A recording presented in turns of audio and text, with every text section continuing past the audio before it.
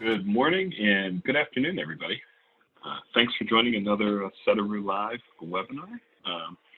Glad you could take a few minutes to join us today. I'll give folks a minute to get settled in here. Today's topic, we're going to talk about the options you have in front of you for being able to improve your response to leaks and breaks using some of the Sedaru tools and really focused around Sedaru Outage. I'll give some apologies ahead of time. Normally, we're running these webinars from my office, but travel schedule and some other conflicts today means I'm doing it from a hotel lobby, so a little bit different use of some technology. So if there's some hiccups along the way, we will do our best to overcome them. But like usual, our content here, we're going to probably have 20, 25 minutes of content. Should be plenty of time for you to ask questions. If you're not familiar with the Zoom interface, you'll notice you'll see a button for Q&A.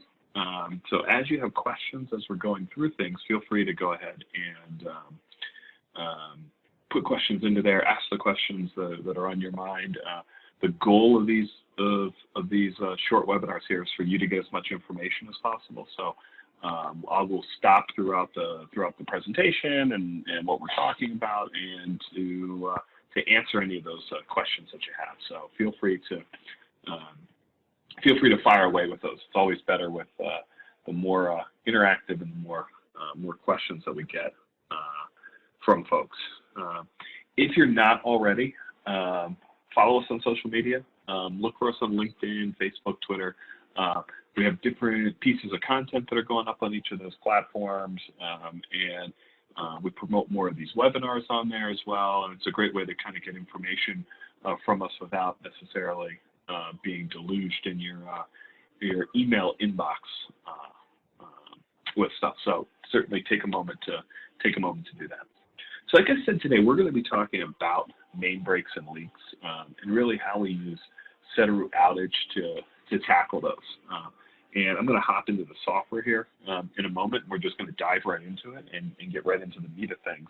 But I do like to always mention to everybody this idea of drops, and it's something that we talk about a lot with Sedaru, and understanding where does what we're talking about fit on the spectrum, right?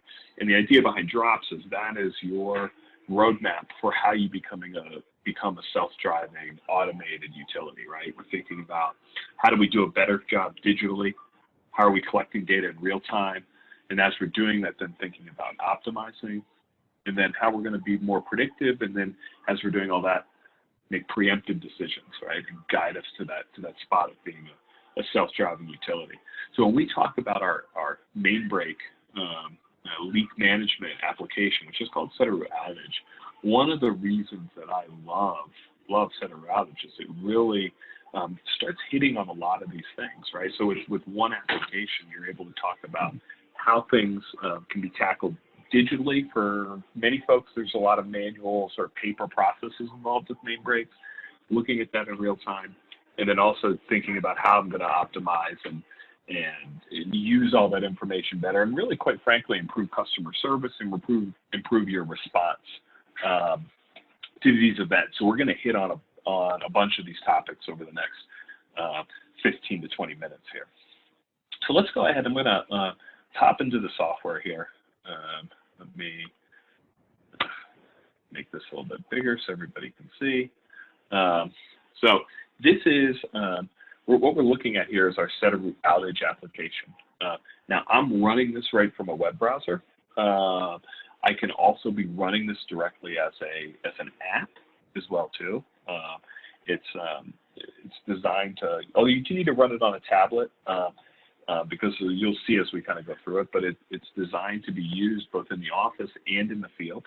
I'll kind of talk about both perspectives as we're going through things, but depending on what your role is in your organization and how you want to think about it, you can kind of put on a couple different hats there, and to understand how the outage application can be used.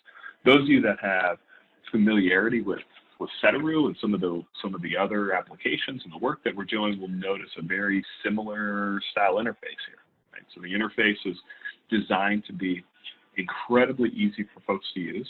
Right? We want something that any person at the utility is going to be able to use and be able to take action with. Right? So what you see when you first log into Sedaru Outage, you actually have a portal to all of your active leak and break events.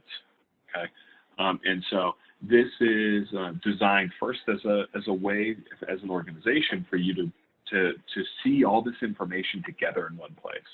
I think most folks tend to agree that when you have breaks, not so much a smaller leak, but when you have main breaks, they tend to be very disruptive events, right? That you're getting, obviously your field operations folks involved. It can be your production folks, depending on the size of it.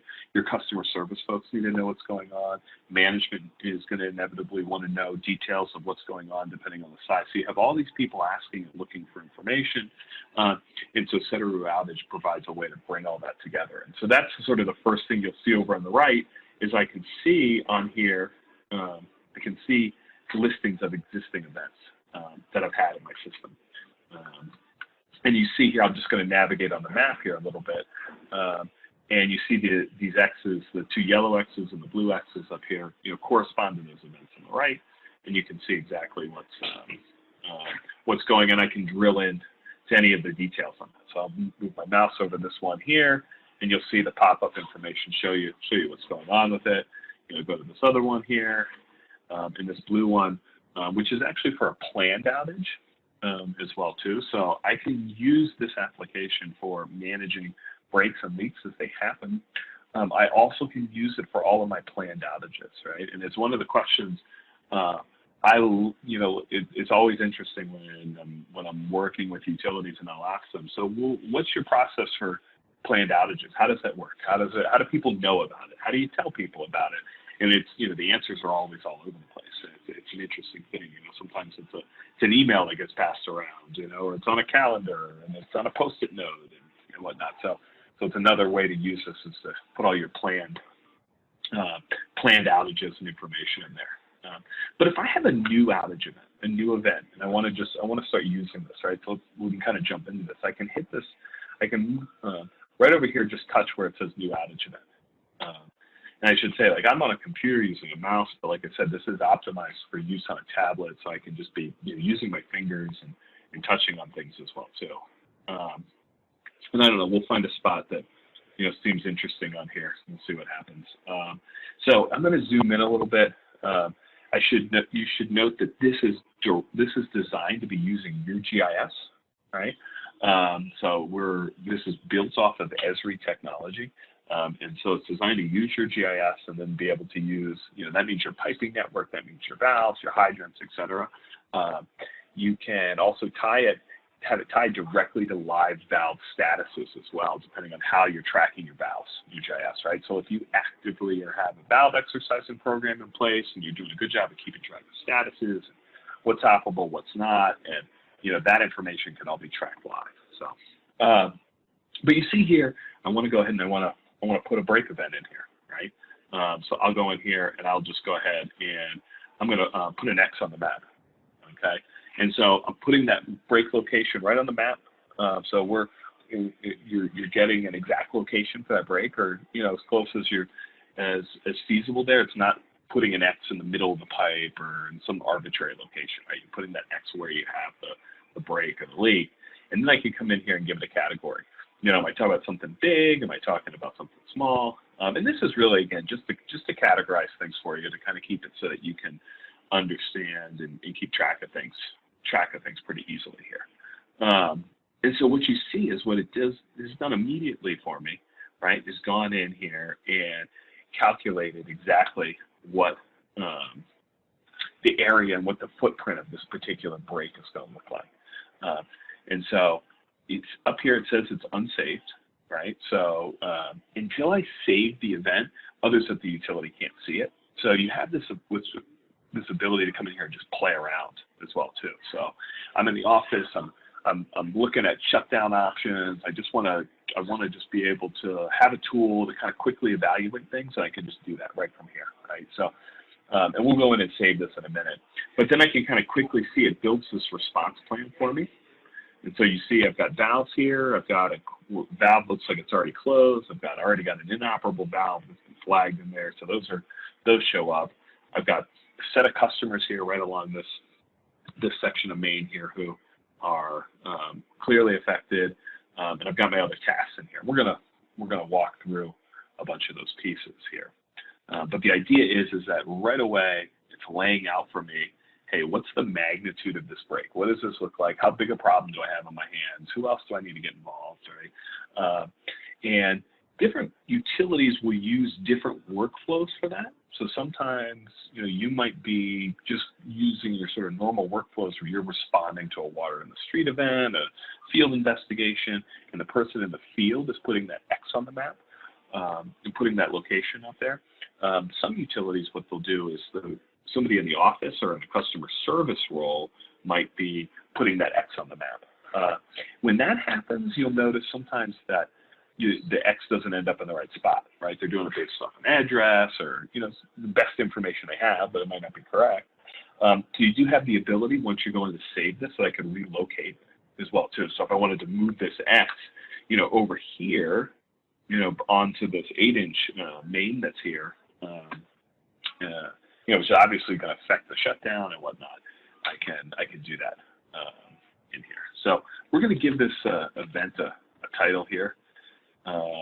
And then you see all these other fields that can be filled in here, right? So I can put in overall comments in here. I can fill in other sort of related IDs or work orders or, numbers that you might have in here. I can, put in here, hey, how were we notified about it, right? It was a customer call that came in. I can put in when folks, we think got on site, hey, is there media on site? Is there any injury information, property damage, all this sort of stuff. I can put all that kind of information in here. One of the things that we encourage people to do, and I've seen a lot of benefits from folks as they do that, the more information that they can kind of fill out there initially, the more information the rest of the folks at the utility have the ability to run with, right? So instead of the folks in the field sort of constantly having to answer questions, right? While they're trying to just figure things out, they can get some information in here. Folks know the status of it, and then they've got an ability to kind of get to work on stuff. So, which works really well. So we save that piece. So now, like I said, other people at the utility are going to be able to see what's going on in here. I can come in here and I can go here and I can submit a web ticket. If you can't do emergency web tickets and you got to phone them in or do that through your state, then often the folks will just have a phone number in here. But the idea here is as part of this response plan is it's setting up for me, here's everything I got to do, and then creating this checklist and then time stamping as things are marked complete. So it just improves your overall quality and your sort of standard procedures for how you react to these breaks and leaks. And so that gets checked off, and you can see on the bottom, I can see there's a little timeline built in here, so I can see my response over time. So I can see exactly, hey, when did that happen, right? When did that get done? So I'll come in here to my valves. And I kind of, I like this example that's popped up here, right? Because this is not, not terribly uncommon, right? I mean, what's probably more common would be that this valve is closed, but it wasn't marked correctly, right? And I'll show you how you can update all these statuses, right? But we come here, and I got a couple valves here. I've got this one here that's already marked as inoperable, so we've got a couple things to do here. What's nice is everybody in the field is seeing this same status in real time, right? So I could be the person in charge of this. I could have a crew over here saying, hey guys, I want you to go out here and get this valve closed. Somebody else, I want you to get this southern valve closed. They're going to see those valve statuses in real time. So we come down to the southern valve that we want to get closed, and let's say we can't get to it. It's inoperable. So I'm going to mark it as inoperable on here. So then what's really cool is it's going to save that valve status, right? And now, though, you notice the simulation is running and updating. So now it's got to look for the next set of valves for me that have to be closed to get here.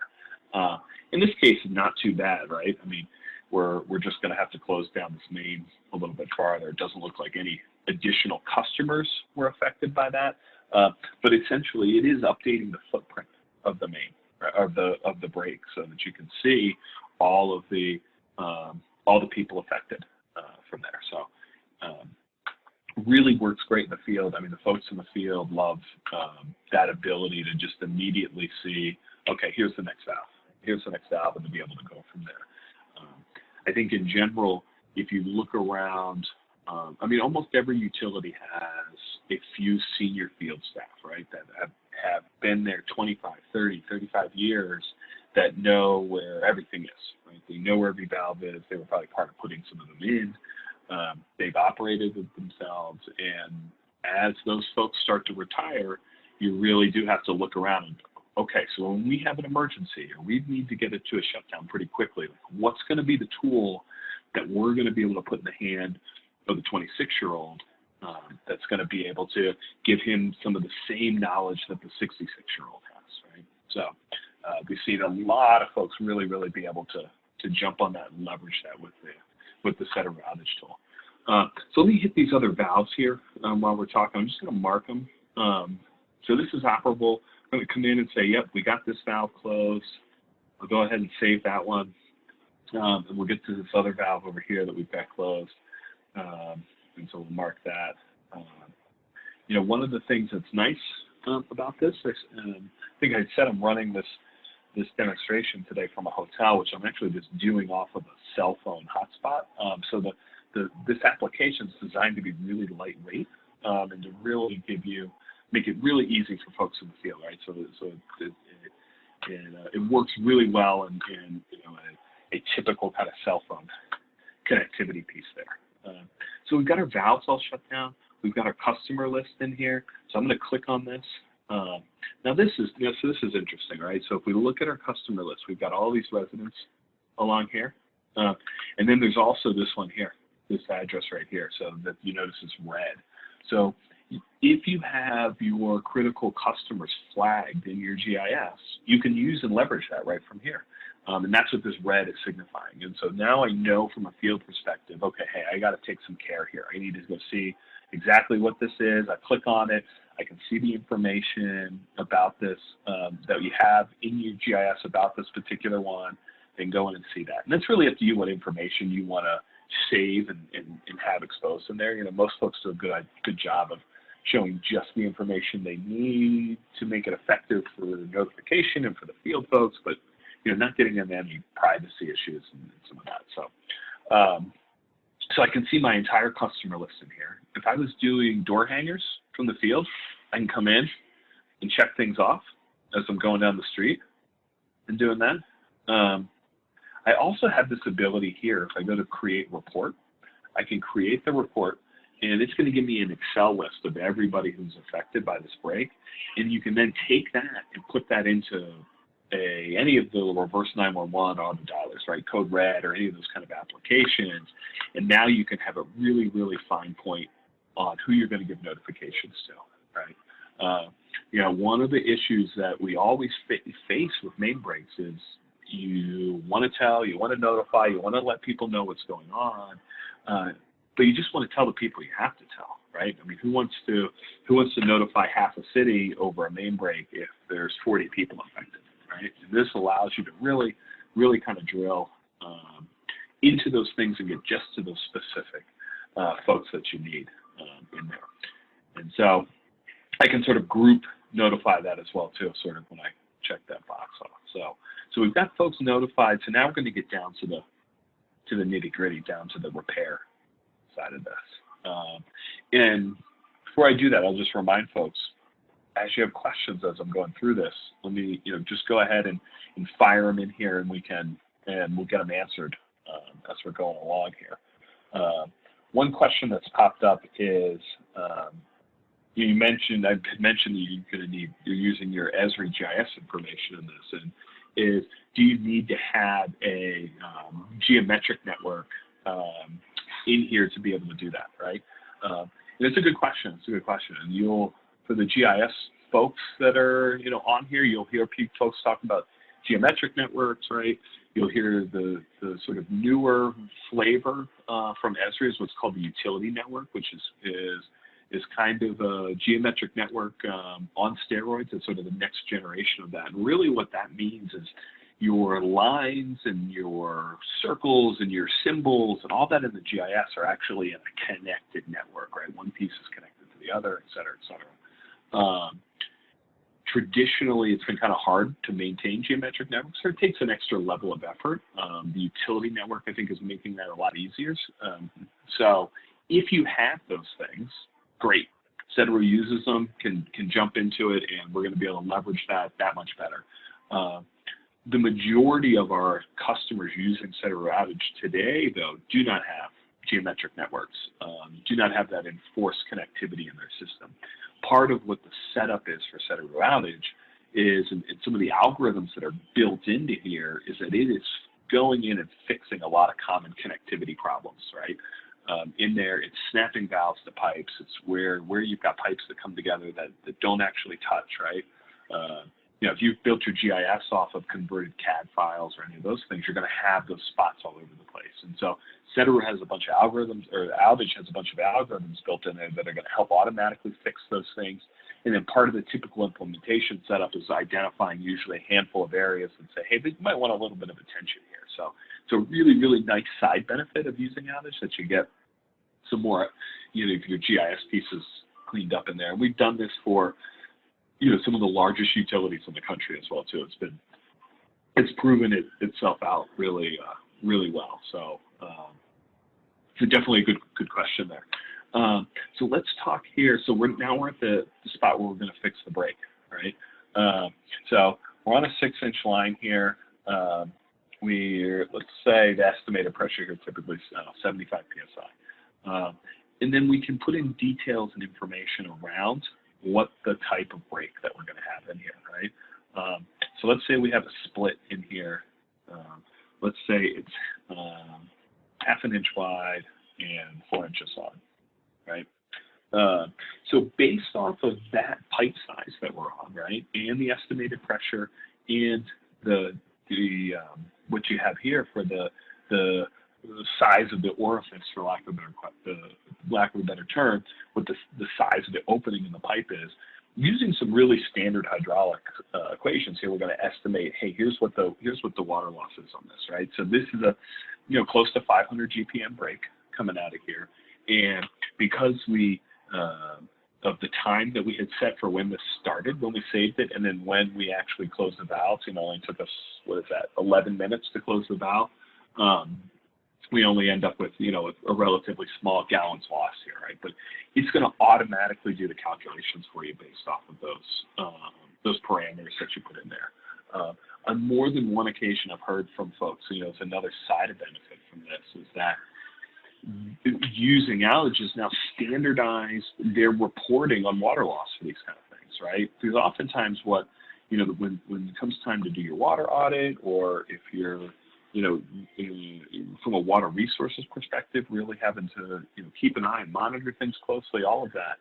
If you're trying to put heads or tails together from main break forms that have kind of been filled in with pencils and pens in the middle of the night, to get that information in there, you're going to be challenged to be able to really standardize that well and to do more with that. So I can do that right from here. I'll note from here too, if I wanted to add attachments right here to that break, I can do that right from here as well too, right? So if I'm using my iPad in the field, I can just take pictures right with that, with that iPad. I could be doing, digital camera, whatever I want to do. All those attachments can go in here. So certainly when you fix and repair a main break, it's obviously a really good idea to take pictures of it before you backfill and understand all the details of that. And again, all of that information can go right in here and be recorded as part of this. All right, so we got our break repair done here. Now we want to think about starting to restore service, right? So it's going to show me right on here, hey, here are what I've got available in terms of hydrants that I want to flush. So I can come in, I can choose a hydrant. I can put information in here. Let me say flush this for 20 minutes, save that information so I can have all that information tracked in here. Here's the other part that's nice about this, right? You notice as we're doing all of these activities in here around this break or this league, that we are doing them in a way that they're tracked against the asset, right? So depending on what your strategy is for overall asset management, what tools you're using, you might be using a lot of the Sedaru tools for asset management. You might have other pieces you're doing. All the work you're doing is still getting tracked against the asset. So these valves that I turned, it's recorded that they've been turned. These hydrants that I'm restoring and doing it, that's marked as, okay, here's an operable hydrant. We just did its flow out of here, et cetera. So all of that's getting tracked. So now we're going to come in and restore service in here. And let me hit a question in here that came up. So, what question is when you do the notification, how do you have phone, phone, email, how does that work, right? So what we're doing is we're generating the list of customers that would need to be notified, right? And you can have included in that any folks that you need to, that you want to have, essentially, that you want to have identified as part of that. But Sedaru is not performing the actual notification itself, because most folks already have notification tools or software. They've got some different ways that they're already tackling those things. And you probably also have a methodology for how you're collecting that information, right? And it can be tricky, right? That you're using bills, you're using other sort of pieces of information to get people to give you that phone and email. So whatever information you have available to you can be made part of that report that's then going to go into that auto dialer application. And so there's a couple different workflows, and it's something that, depending on your situation, we can tackle in a couple of different ways. All right, so let's talk about reopening valves now. And good question. Keep the questions kind of coming in here. All right, so when I come in here, now I want to reopen valves, right? So this valve is operable, so I'm going to come in, crew's going to go in, mark it as open, right? Now here's what's nice is, as soon as I do that, you notice the valve status, or the color changes on the map, right? And it's changing here on my list. How many times have we gone out, done main breaks, fixed things, it was a 5-valve shutdown, and only 4 valves got turned back on, right? You have the, water's flowing, everything looks good, et cetera, and it's not so you have a fire down the road or some other issue where it pops up and you go, I guess we do have a closed valve in here. So what you end up with when you're using Sedaru Outage here is this really clean, nice list of here's all my valves, here's everything that was involved in this particular in this particular event, having to work with it. So you can see all of that information right from within here. Okay. All right. So now that we have this valve, or now that we have this completed, right? Let me go back to the sort of start area here, right? And we can go more here over to my completed events, right? So now you see it's not an active event anymore. It's marked as completed. I was able to get all the information about that break tackled right from here. So which is good.